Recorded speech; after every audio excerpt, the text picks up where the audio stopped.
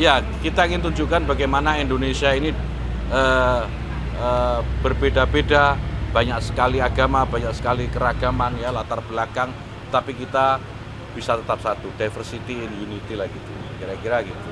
Jadi itu yang ingin kita sampaikan kepada beliau, dan saya kira tidak banyak negara yang memiliki keberbedaan seperti Indonesia.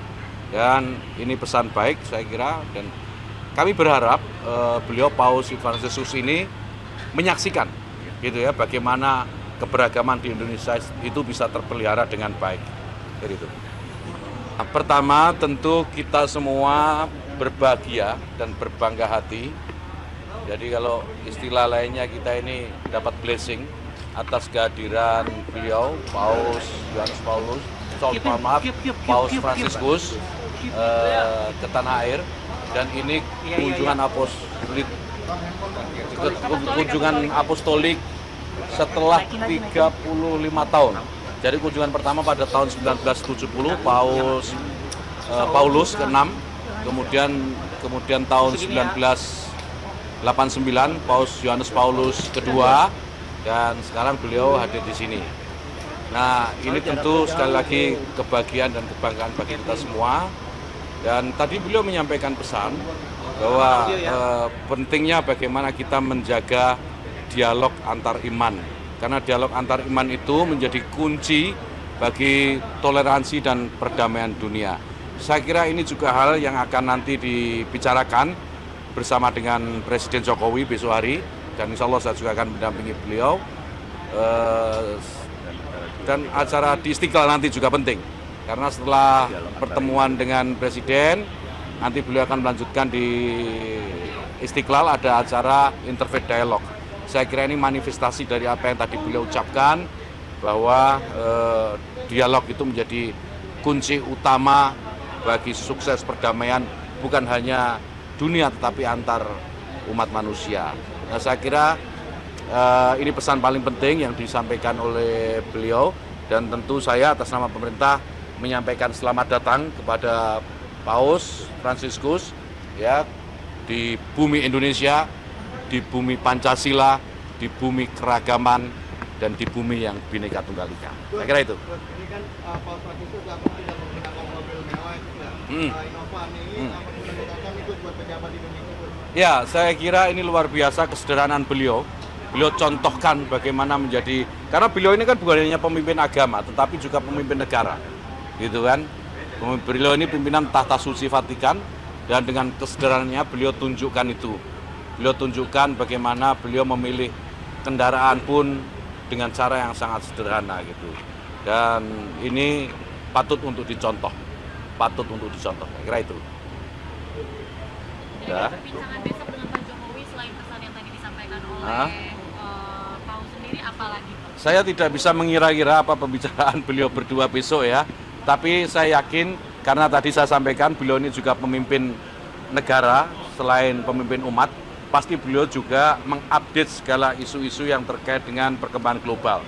Dan itu pasti juga akan dibicarakan oleh beliau berdua. Nah, mungkin kerjasama, dan yang paling penting menurut saya ya, dari semua proses ini adalah mempererat hubungan antara Indonesia dan Vatikan. Besok saya update lagi setelah pertemuan beliau berdua kalau ada kesempatan. Ada rencana Paus ketemu Presiden Indonesia terpilih enggak? Direncanakan begitu. Nanti akan ada pertemuan dengan Presiden elected, Presiden terpilih dalam satu pertemuan. Nanti ditanya ya teknisnya ke protokol negara ya. Dan itu memang ada, saya lihat randornya tapi saya tidak hafal. Tapi memang ada pertemuan dengan Presiden terpilih. Di hari apa? Di hari keberapa? Saya nggak hafal. Nanti ditanya ke protokol negara ya. Protokol sana. Hal-hal apa yang kemudian ingin disampaikan kepada pemerintah sebagai pemimpin umat dan juga sebagai kepala negara? Ya, kita ingin tunjukkan bagaimana Indonesia ini berbeda-beda, banyak sekali agama, banyak sekali keragaman, ya latar belakang, tapi kita bisa tetap satu, diversity in unity lah gitu, kira-kira gitu. Jadi itu yang ingin kita sampaikan kepada beliau, dan saya kira tidak banyak negara yang memiliki keberbedaan seperti Indonesia. Dan ini pesan baik saya kira, dan kami berharap beliau Paus Fransiskus ini menyaksikan gitu ya bagaimana keberagaman di Indonesia itu bisa terpelihara dengan baik. Jadi itu. Ya, kita ingin tunjukkan bagaimana Indonesia ini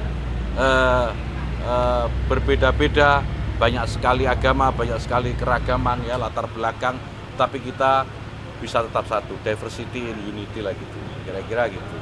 Jadi itu yang ingin kita sampaikan kepada beliau, dan saya kira tidak banyak negara yang memiliki keberbedaan seperti Indonesia. Dan ini pesan baik saya kira, dan kami berharap beliau Paus Fransiskus ini menyaksikan gitu ya, bagaimana keberagaman di Indonesia itu bisa terpelihara dengan baik. Jadi itu. Ya, kita ingin tunjukkan bagaimana Indonesia ini berbeda-beda, banyak sekali agama, banyak sekali keragaman, ya, latar belakang, tapi kita bisa tetap satu, diversity in unity lah gitu, kira-kira gitu.